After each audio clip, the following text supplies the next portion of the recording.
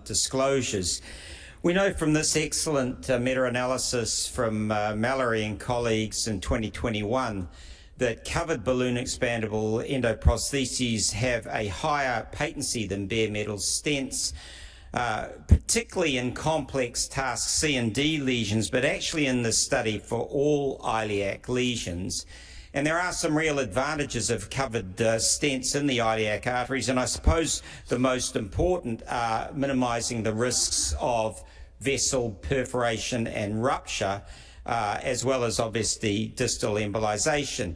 And in fact, the Society for Vascular Surgery has specifically recommended covered stents in the presence of heavily calcified iliac arteries. These still remain challenging lesions to treat.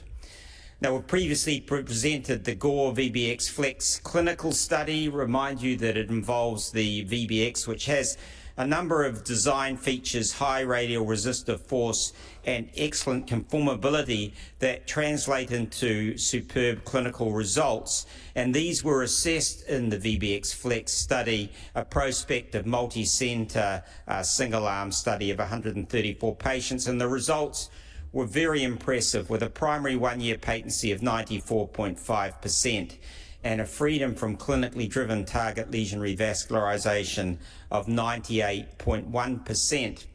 But we didn't have any patency data than 1 year, and so the three highest enrolling sites managed to follow up our patients out to 5 years and beyond, and we could report a very impressive primary patency at 5 years of 89.5% on a per lesion basis. That's an incredible patency at 5 years. And if we compare it to the COBEST trial, which you remember has used the Gatingi balloon expandable endograft, the ICAS graft, then the primary patency for that trial was still very good at 75% at 5 years. But of course, almost 90% on a per lesion basis with VBX is unrivaled. However, it's fair to say that most of the trial data has involved relatively simple task A and B lesions, and there's no doubt that as these lesions become more complex, adequate vessel preparation becomes more important. We cannot expect even the best balloon expandable endoprosthesis to overcome severely calcified disease without a significant residual stenosis. And that's why many of us have been interested in using vessel preparation with intravascular lithotripsy. You'll know that this produces lithotripsy sonic waves that micro-fragment the intimarin media and change the vessel compliance. Now, the experience with this has been in the iliac arteries has best been demonstrated in the Disrupt PAD3 observational registry, a huge group of patients, 1,262 patients assessed with core lab adjudication of acute procedural outcomes, and 16% of these patients had iliac arteries that were treated in this study.